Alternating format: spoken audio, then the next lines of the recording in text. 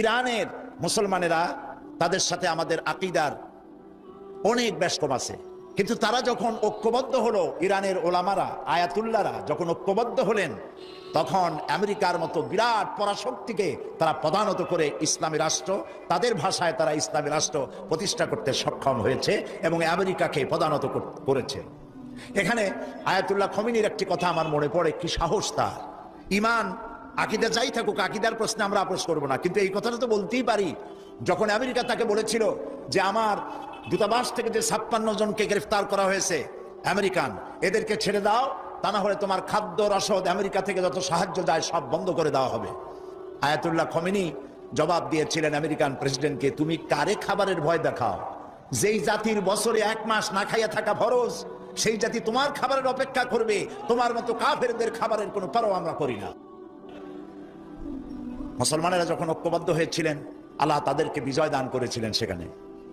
ঠিক এমনি করে পাকিস্তানে যখন সর্বশ্রেণীর ওলামায়ে কেরাম মুত্তাহিদা আমল, মজলিস মুত্তাহিদা আমল এ নাম করে যখন একটি সংগঠন কায়েম করলো, সমস্ত ফিরকার মাকতুবায়ে খেয়ালের সমস্ত আলেমরা যখন ঐক্যবদ্ধ হলো, পৃথিবীকে অবাক করে দিয়ে ইসলামী শক্তি সেখানে বিজয় লাভ করলো। ঠিক অনুরূপ ভাবে বাংলাদেশ বিগত সরকার এইখানে অত্যাচার করেছে আলেমদের উপরে, এবং সবচাইতে বেশি দুশ্মনী করেছে তারা আলেমদের সাথে। আলেমরা ছিল তাদের জীবনের দুশ্মন। যে কবি তার কবিতার মধ্যে লিখেছে, ফজরের নামাজ যখন, ফজরের আজান যখন শুনি, মনে হয় যেন বেশ্যা তার খরিদ্দার ডাকতেছে। নাউজুবিল্লাহ। এই যে কবি, যে মুশরিক, নাস্তিক, মুরতাদ কবি যখন এই কবিতা পড়লো, লিখলো, তদানীন্তন প্রধানমন্ত্রী তাকে ডেকে নিয়ে জাতীয় প্রধান কবি হিসাবে তাকে পুরস্কৃত করলো। আর যে লোকটি হাদিস পড়ালো, 50 বছর ধরে হাদিসের ছাত্র বানালো দেশ জুড়ে, সেই শাইখুল হাদিসকে গ্রেফতার করে চোর আর ডাকাতদের মধ্যে রেখে দিল। বিনা কারণে 252টি মাদ্রাসা তারা বন্ধ করে দিল। এগুলি কি বানায় বললাম? এই মঞ্চে বসে আমি বলেছিলাম তাদের আমলে, নিশ্চয়ই আপনাদের মনে থাকার কথা, গারাঙ্গিয়া মাদ্রাসারে ভুয়া মাদ্রাসা বানাইছিল তারা। আমি বলেছিলাম গারাঙ্গিয়া মাদ্রাসা যদি ভুয়া হয়, তাহলে তুমি সরকার, তুমিও ভুয়া সরকার। 252টি মাদ্রাসা বন্ধ করে দিল। এবং 1 জানুয়ারি তাদের বিদায়ের বছর, 1 জানুয়ারি থেকে নিয়ে 30 জুন পর্যন্ত পাবলিক সিকিউরিটি অ্যাক্ট, জননিরাপত্তা আইনে মাদ্রাসার ছাত্র এবং শিক্ষক আর আলেম ওলামাদের 26,000 আলেমদেরকে গ্রেফতার করে কারারুদ্ধ করে তাদের উপরে নির্যাতন করেছিল। আলেম হলো তাদের দুশ্মন, আলেমদের নাম সহ্য করতে পারে না। আর নাস্তিক, মুরতাদ যারা, বুদ্ধিজীবী নামের মুরতাদ যারা, এরা তাদের কলিজার টুকরা মাথার উপর উঠায় রাখে। আর আলেম সহ্য হয় না, মাদ্রাসা সহ্য হয় না। সমস্ত কওমি মাদ্রাসাগুলি হরকতুল জিহাদ বানাবার, বোমা বানাবার আড্ডাখানা বলে তারা বলেছিল, প্রচার করেছিল।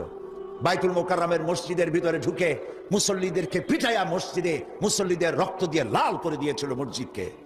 এগুলি বানানো কথা? এই সব অত্যাচারে অত্যাচারিত হলো দেশের জনতা, বিশেষ করে আলেম ওলামা। আমাদের মাথায় যে টুপি, এই টুপিটা কার? ফুরফুরা পীর সাহেবের টুপি? শর্ষিনার টুপি? জামাত ইসলামের টুপি? কার টুপি? নবী করিম সাল্লাল্লাহু আলাইহি সাল্লামের দেওয়া উপহার মুসলমান পুরুষদের জন্য টুপি। সেই টুপিকে কুত্তার মাথায় পরিয়ে পোস্টার ছেপে শহরে বন্দরে সর্বত্র তারা ছড়িয়েছিল। সেই যন্ত্রণা সহ্য করতে না পেরে দেশের সমস্ত ওলামায়ে কেরাম ঝুঁকি নিলেন, জীবনের ঝুঁকি নিলেন। চাকরি চলে যায় যাক, ইমান যেতে দেব না। ঐক্যবদ্ধ হয়ে গেল সারা বাংলাদেশের আলেম ওলামা, পীর বুজুর্গ, এবং ঐক্যবদ্ধ হয়ে তারা আন্দোলন শুরু করলো। আল্লাহ তাআলা ওলামাদের ঐক্যের কারণে 4 দলীয় জোটের বিশাল অভূতপূর্ব বিজয় দান করে দিলেন। আজকে এই বিজয়কে ধরে নিয়ে আমাদেরকে ঐক্যবদ্ধ হতে হবে। ঐক্যবদ্ধ হওয়ার কথা এখানে অনেক এসেছে, কিন্তু কিভাবে ঐক্যবদ্ধ হব সেই কথা আমাদের অনেকের কাছে জানা নাই। কিভাবে ঐক্যবদ্ধ হব? আমি হযরত মাওলানা মুফতি সাঈদ আহমদ সাহেব, ওস্তাজুল আসাতিজা, আমি যা বলতে চাইছিলাম, এমনি আমি ফকির মানুষ, আমার ঝুলি খালি, আমি যা বলতে চাইছিলাম তা অনেক তিনি বলে ফেলেছেন। এখন আমি ফকির মানুষ কি বলবো আল্লাহই জানে। তিনি যে কথাগুলি বলেছেন অত্যন্ত গুরুত্বপূর্ণ কথা বলেছেন। এদেশে ওলামাদের ঐক্য নাই, এ কথা ঠিক নয়। ওলামাদের ঐক্য বহুলাংশে প্রতিষ্ঠিত হয়েই গেছে আলহামদুলিল্লাহ। এখন আগের মতো অত ফতোয়াবাজি নাই, এখন ঐক্যের প্ল্যাটফর্ম গড়ে উঠতেছে আলহামদুলিল্লাহ বলি। মার এসেছে পৃথিবী জুড়ে, মারের চোখে ঐক্যবদ্ধ হওয়াই লাগবে। বুশ মারা শুরু করেছে, এ মার আমাদের পাওনা ছিল। এটা আসতে বলতেছি, আপনাদের কানে কানে বলতেছি।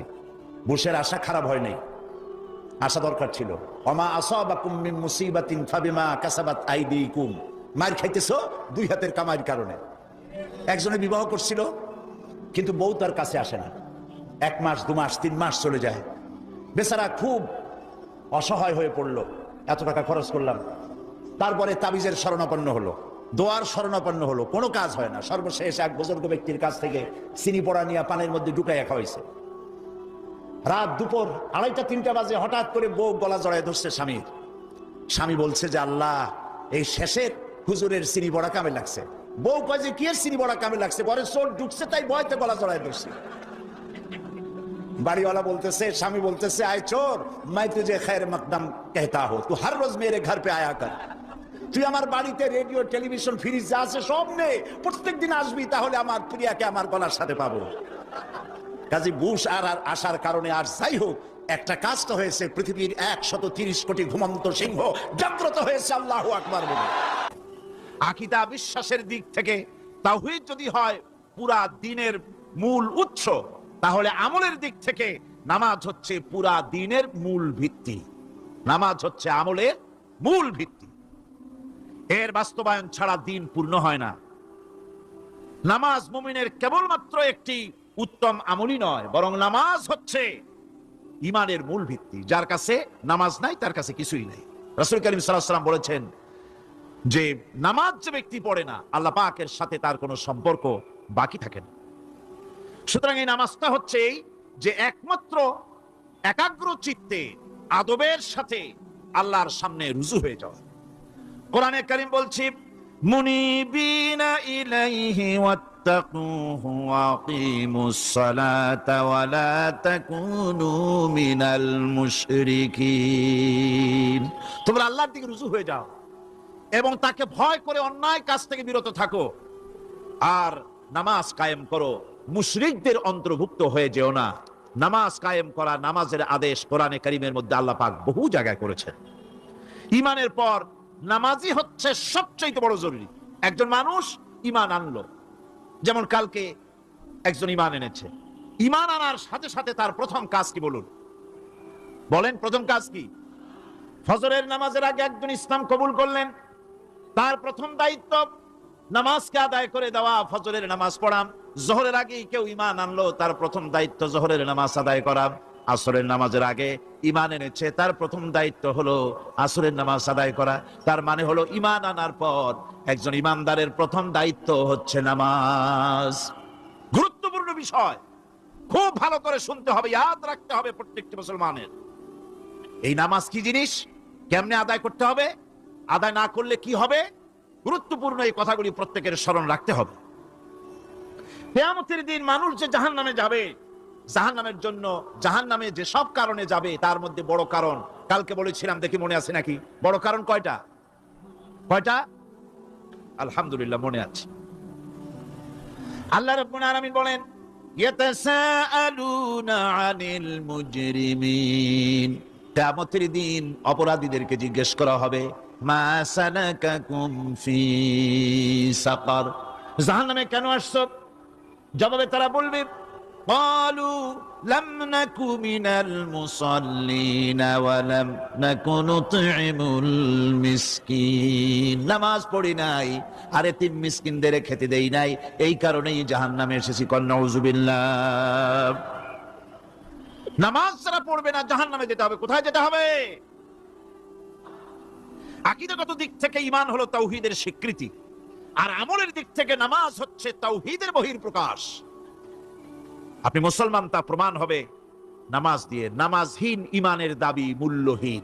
যার নামাজ নাই তার ঈমানের দাবি করার কোনো মূল্যই নেই।